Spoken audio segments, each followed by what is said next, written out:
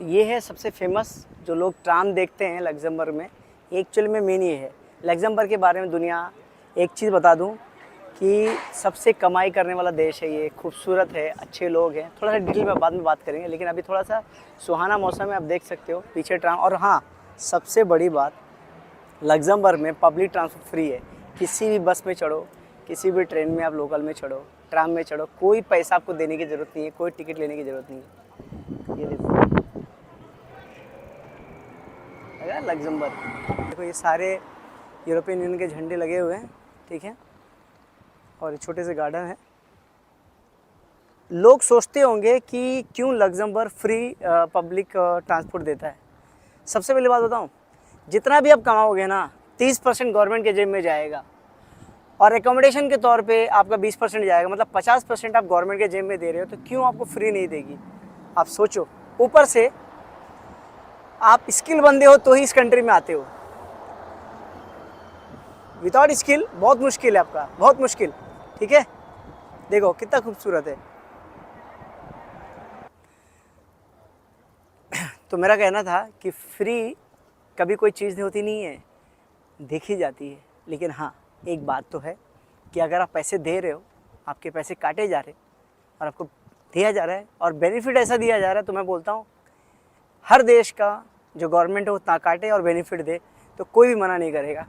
30% आप दे रहे हो, 20 से 30%, इतनी बेनिफिट है। हाँ, एक बात बता दूँ कि यूरोपियन यूनियन के अंदर या यूरोप के अंदर जो टॉप कंट्रीज़ होती है, स्विट्ज़रलैंड है, लग्जमबर्ग है, स्वीडन है, फिनलैंड है, ये सब जो कंट्रीज़ है हाई सैलरी देती है, तो ये नंबर 1 पे ये भी आता है।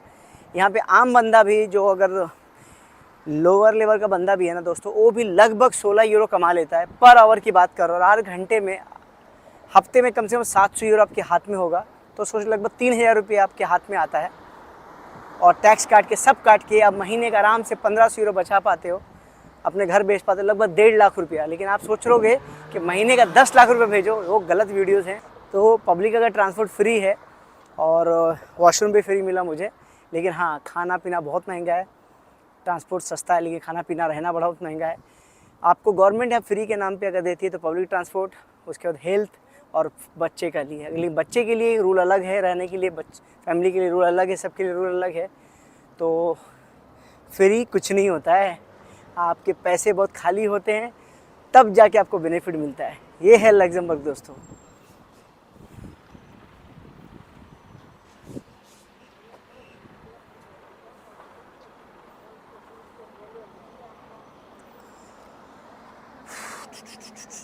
देखो लग्जमबर्ग दिखाता हूँ आपको थोड़ा सा और सिटी के तौर पे।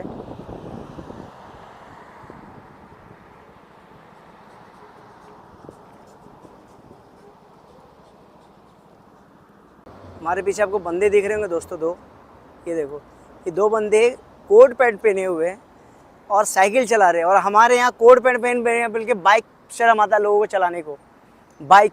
और मैं आपको बोल रहा था ना, कल जब मैं फ़्लाइट पे बैठा हुआ था, उसमें हम लोगों को 40 मिनट तक होल्ड कराया, लेकिन कोई बंदा चू चा नहीं किया। और अगर इंडिया में अगर ऐसा होता तो दोस्तों सोचो कितनी गाली पड़ती बेचारे एयरलाइन वालों को, वो ग्राउंड स्टाफ को गाली पड़ती है, चेकिंग वाले स्टाफ, इनकी कोई गलती नहीं होती है। और ये देखो, ये लग्जमबर्ग का स्टैंडर्ड नंबर 1 A क्लास। क्या क्या यार, मतलब क्या है भाई, ये क्या है ये देश, देख रहे हो? This is called Luxembourg.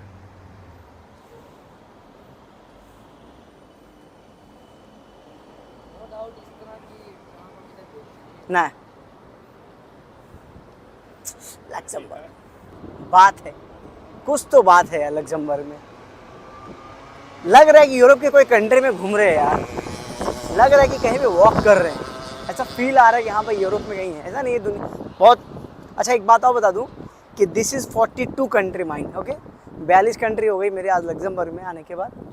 और क्योंकि आसपास में काफ़ी ज़्यादा जाता हूँ, नई कंट्री में जो ज्वाइन होता है, लग्जमबर्ग में कभी नहीं आया, तो 42 कंट्री हो गई मेरी दोस्तों।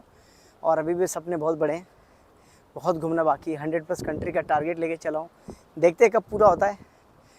और भी बहुत सारी कंट्रीज़ हैं, वेस्टर्न में, ईस्टर्न में, एशिया में, साउथ एशिया में, और बहुत सारे हैं, बहुत सारे। कहाँ कहाँ जाना है पता नहीं, लेकिन हाँ जाएंगे ज़रूर।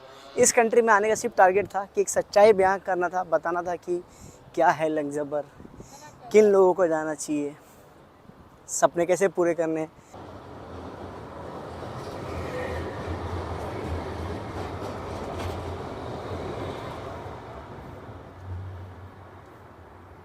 देखा आपने, चमचमाता हुआ कांच, साफ सुथरा एकदम। सुबह ऐसा लगता है मस्त ग्लास क्लीनर लाए, मस्त साइन मारते हुए दिन भर, क्योंकि कोई डस्ट नहीं, कोई गंदगी नहीं है, तो गंदी होगी कहाँ से।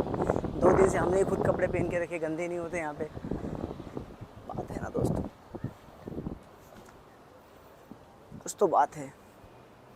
अभी हम सेंटर में वापस आ चुके हैं लगभग। वहाँ पे सेंटर है और जो स्टेशन है वहाँ पे जा रहे हैं। मुझे अभी तक सिर्फ ताजमहल रेस्टोरेंट में 2 इंडियन दिखे, बाकी कोई इंडियन मुझे नहीं दिखा रोड पे, कोई इंडियन नहीं दिखा, सब यूरोपियन। क्योंकि है महंगी कंट्री, इससे महंगी चीज़ें अफोर्ड करते हैं। बट यहाँ पे बहुत मतलब रेयर केस में 1 या 2 इंडियन को देखा होगा, वो भी रेस्टोरेंट के अंदर बैठे हुए थे, खाना खा रहे थे। बाकी किसी इंडियन को ऐसा नहीं देखा मैंने।